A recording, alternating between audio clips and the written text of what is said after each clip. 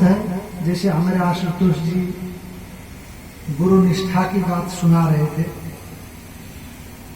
इस आश्रम की स्थापना कैसे हुई? आप लोगों को करीब करीब महाराज जी ने सुनाया है।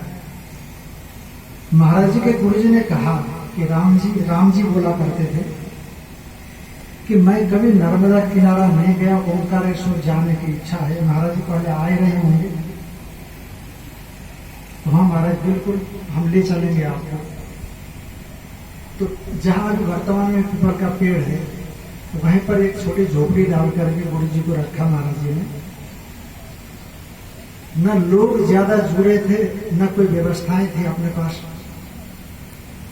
तो महाराज जी की सोच ये थी कि जैसे वो निकल जाएंगे यहाँ से वैसे एक कुटिया को तोड़ करके नर्मदा किनारे अपन निकल जाएंगे।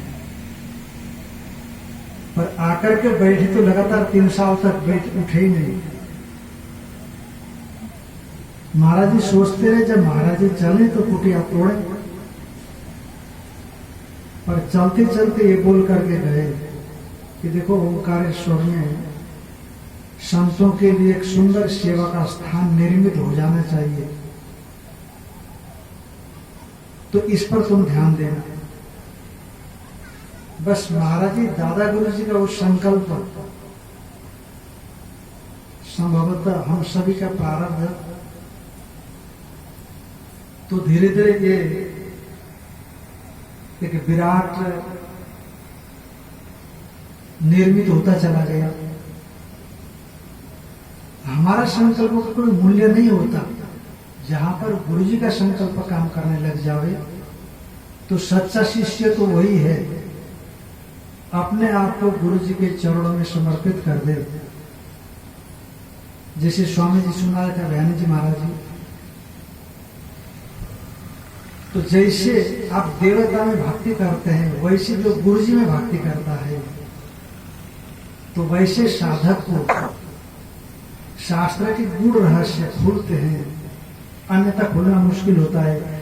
क्योंकि स्वयं परमेश्वर आकर के तो आपको बताएगा नहीं, गुरु जी के माध्यम से बताएगा, आचार्य के जरिए बताएगा। पर आचार्य में आपका प्रेम नहीं होगा तो वो चीज गृहीत नहीं होगी। एक कान से हम सुना करके दूसरे कान से निकाल देते हैं। तो इसीलिए सच्चा शिष्य वही है जो गुरु निष्ठा पर, गुरु के बताए हुए शास्त्रीय सदुष उपदेशों पर अपने जीवन को लगा दे और जिस मार्ग में बढ़ने के लिए वो कहते उस मार्ग की ओर आगे बढ़े। गुरु जी शरीर नहीं होता, गुरु जी आत्मस्वरूप है और वही आत्मस्वरूप हम सबके भीतर में मैं के रूप में विराजमान है। हम जितना जितना गुरु जी के आदर्शों का पालन करते रहेंगे हमारे भीतर का मैं हमें रास्ता देता जाएगा, बशर्ते हम लगे उन आदर्शों का पालन करें।